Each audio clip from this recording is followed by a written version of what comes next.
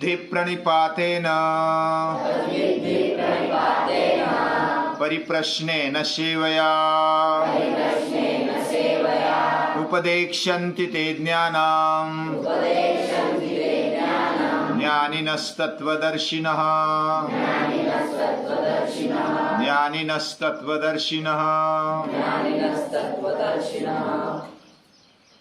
जैसे श्रीमद् भगवद गीता सभी के लिए मार्गदर्शन करती है।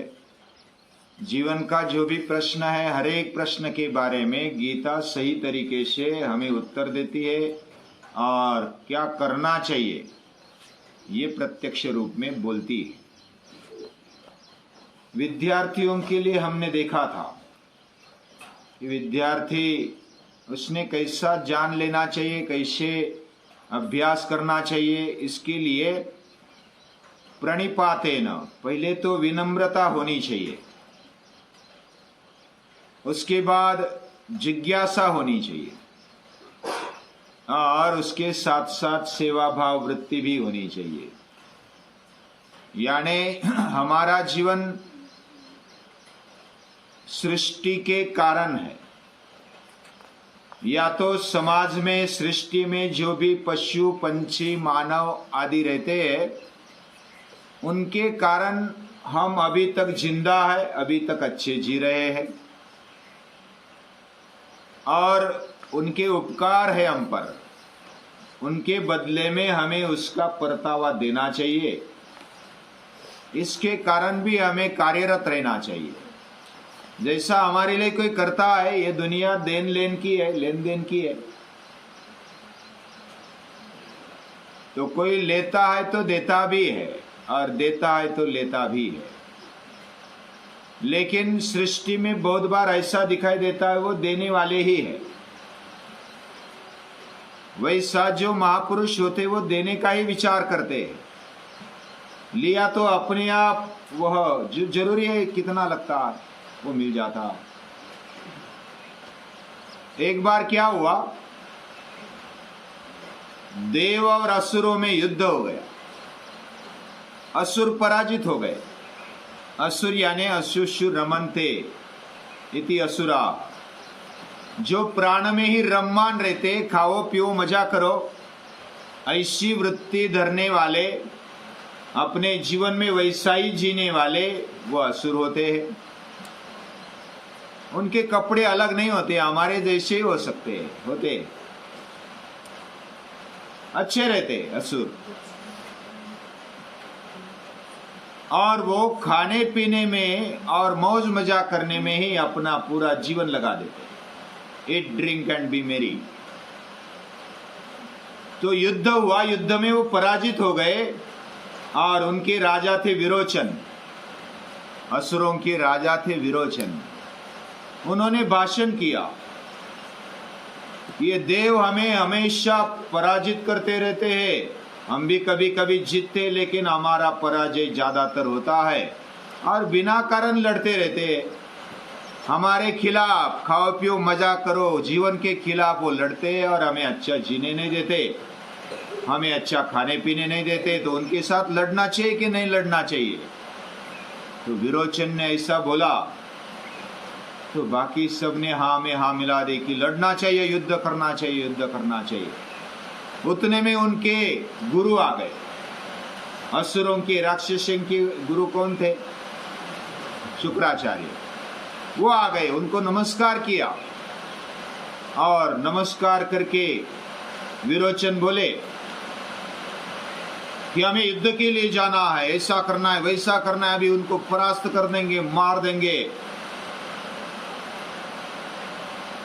तो असुर गुरु शुक्राचार्य बोलते हैं कि पहले विनय सीख ले विरोचन, पहले अच्छी तरह से भाषा या तो वाणी को सीख ले, बाद में फिर आगे बोलना। तो पहले ही शब्द में, पहले ही वाक्य में शुक्राचार्य ने विरोचन को धक्का लगा दिया।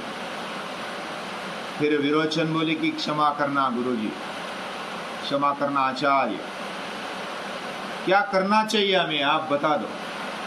हम तो ऐसा सोच रहे कि लड़ेंगे और मार डालेंगे उनको, इसके बिना वो सुनने वाले नहीं है। हमें अगर जीतना है, शुक्राचार्य कहते हैं, हमें अगर जीतना है तो क्या करना चाहिए? पहले अपने आप पर विजय पानी चाहिए, और अपने आप पर विजय पाने के लिए आत्मज्ञान पाना होता। और वो आत्मज्ञान कहाँ से मिलेगा? विरोचन पूछता है, आप तो बड़े आचार्य हैं, हमारे असुरों के आचार्य गुरु, तो आप क्यों नहीं देते हमें आत्मज्ञान? शुक्राचार्य बोले कि मैं नहीं दे सकता। आपको अगर आत्मज्ञान प्राप्त करना है तो प्रजापति के पास जाओ, और प्रजापति आपको आत्मज्ञान देगा, बृहस्पति आपको आत्मज्ञान देंगे। वो उनकी क्षमता है, उनकी वो पात्रता, और वही आपको आत्मज्ञान दे सकते हैं। लेकिन आपको बड़े विनम्रता से ब्रह्मचर्य का पालन करते हुए और तप करते हुए समर्पण भाव से वहां रहना पड़ेगा, तब आपको उनकी प्रसन्नता से आत्मज्ञान मिलेगा। आत्मज्ञान ऐसे ही नहीं मिलता है, शुक्राचार्य को मालूम था। उन्होंने फिर हम 2 लोगों को भेज देंगे, आत्मज्ञान प्राप्त करेंगे, हम पाएंगे और सभी पर विजय पालेंगे, देवों पर और पूरे पृथ्वी पर, पूरे त्रैलोक्य पर विजय पालेंगे। ऐसा सोचकर विरोचन ने कहा कि कौन 2 लोग तैयार है? तो शुक्राचार्य बोलते हैं कि ऐसा किसी के बस की बात नहीं है, जिसको पाना है तो खुद खड़ा होना पड़ेगा, और आपके लीडर है विरोचन राजा, तो विरोचन राजा को ही आत्मज्ञान प्राप्त करना चाहिए, बाद में आप जीत सकेंगे। तो गुरु की आज्ञा से विरोचन तैयार हो जाते।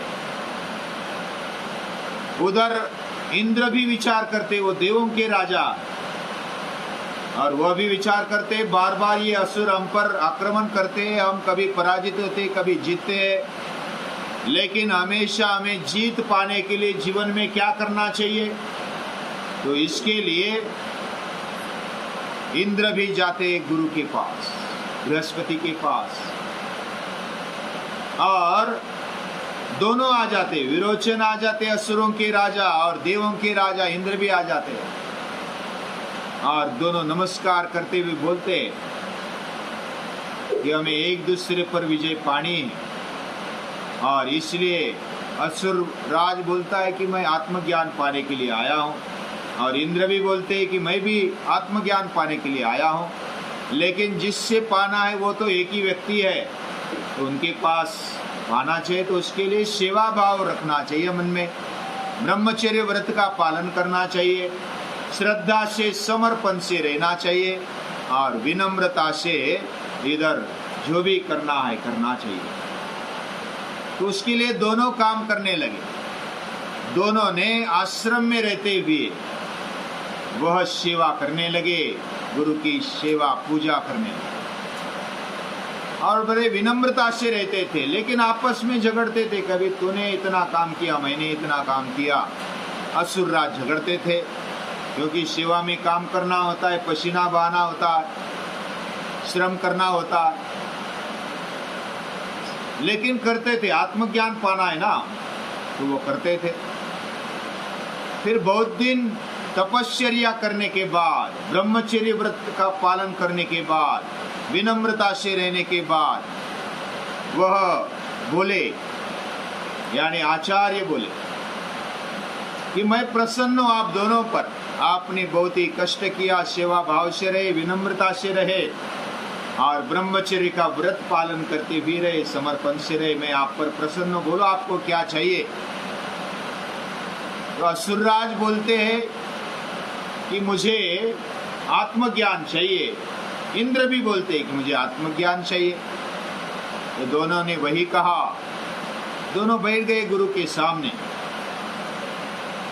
और आचार्य बोलते हैं कि आप एक दूसरे की आंखों में देखो,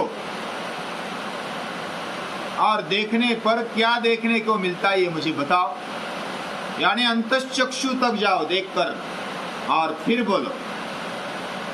तो असुरराज बोले कि मुझे तो मेरी प्रतिमा दिखाई देती है इंद्र के आंखों में, और इंद्र बोले कि मुझे भी असुरराज की आंख में, विरोचन के आंख में मेरी प्रतिमा, मेरा मूर्तिमंत ऐसा मैं दिखाई देता हूँ। बस वही आत्मा है, वही अमर है, वही अभय और वही चैतन्य, वही आत्म चैतन्य।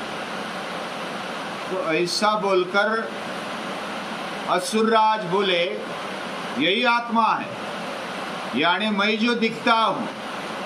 उसने बहुत ही अच्छा शरीर और अलंकार परिधान किए हुए थे। शरीर सेवा भाव के कारण बलदंड हो गया था। इंद्र का भी शरीर वैसा ही हो गया था। दोनों ने परिधान किए हुए वस्त्र और अलंकार बहुत ही अच्छे दिखते। तो असुरराज ने समझा कि ये जो शरीर है उसमें अलंकार पहनना, खाना पीना, शरीर को अच्छा रखना और अलंकार पहनना, उसको सुशोभित करना, और देह या तो शरीर ही हमारी आत्मा। और बृहस्पति को बोले कि बृहस्पति, हे प्रजापति, कि हमें तो आत्मज्ञान हो गया। और दोनों चले निकले गुरु की आज्ञा से। दोनों चले जाते। गुरु बोलते अपने आप से कि इन्होंने तो शरीर को ही आत्मा समझ ली और चल दिए। वो दोनों चले। असुरराज गए अपने राज्य में। इंद्र फिर जाते जाते सोचने लगे, ये शरीर आत्मा है तो शरीर मरेगा, शरीर अंधा होगा तो आत्मा भी अंधी होगी, शरीर मरेगा तो आत्मा भी मरेगा। तो ये आत्मा मरने वाली है, अंधा होने वाली है।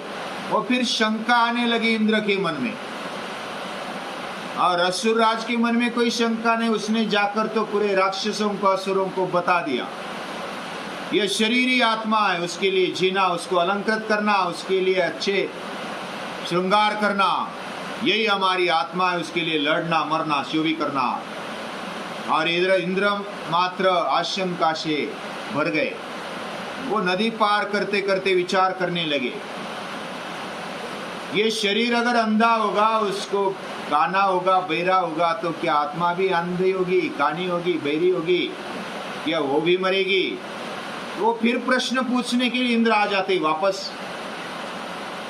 इंद्र वापस आने के बाद गुरु पूछते हैं कि क्यों आया वापस, क्या अभी बाकी है?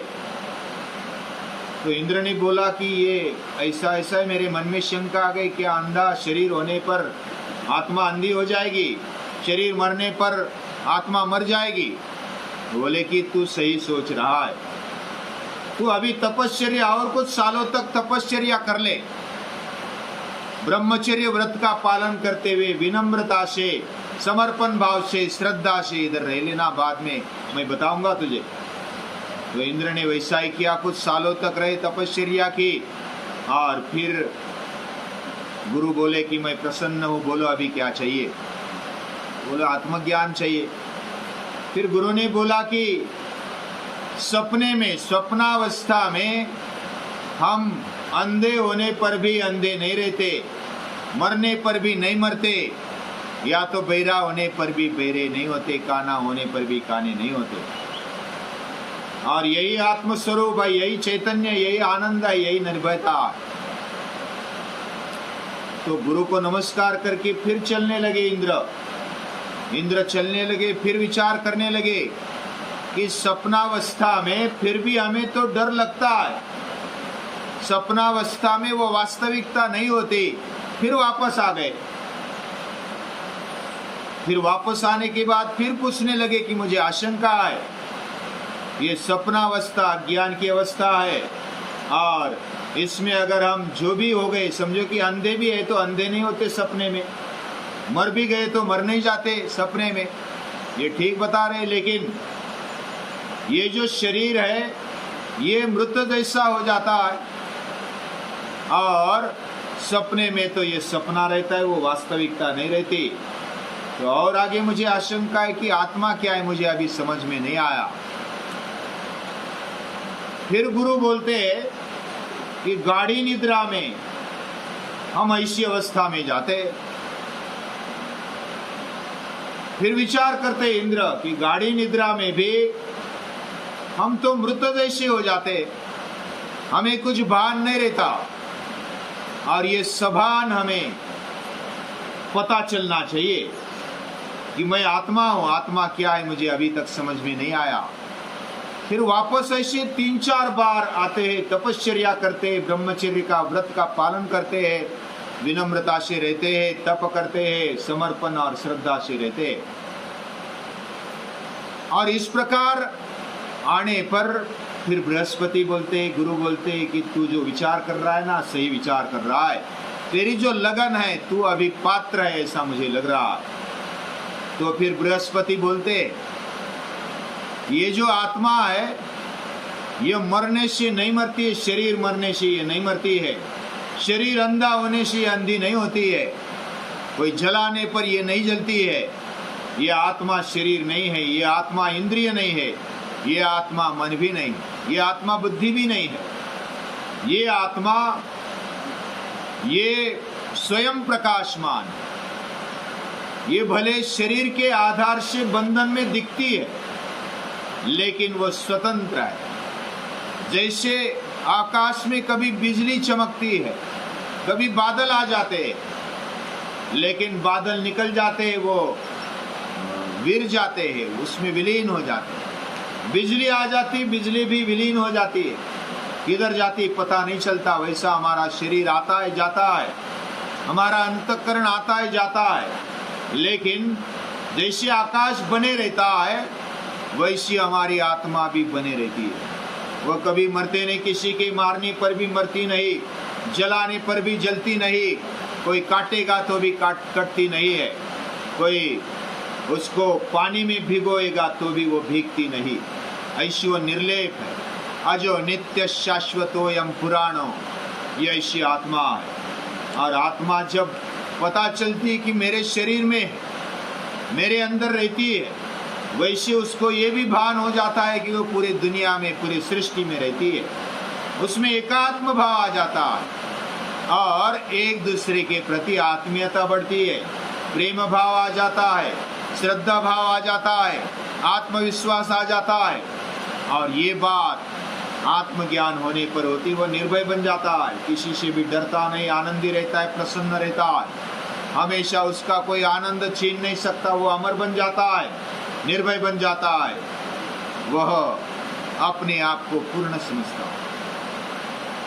ये बात पूछने पर फिर एक प्रश्न पूछा, क्या मैं शरीर नहीं हूँ? आत्मा शरीर नहीं है तो क्या शरीर को धारण करना, उसके लिए भोग भोगना, युद्ध करना, ये क्या सही है? क्या शरीर को धारण करने के लिए खाना पीना क्या गलत है?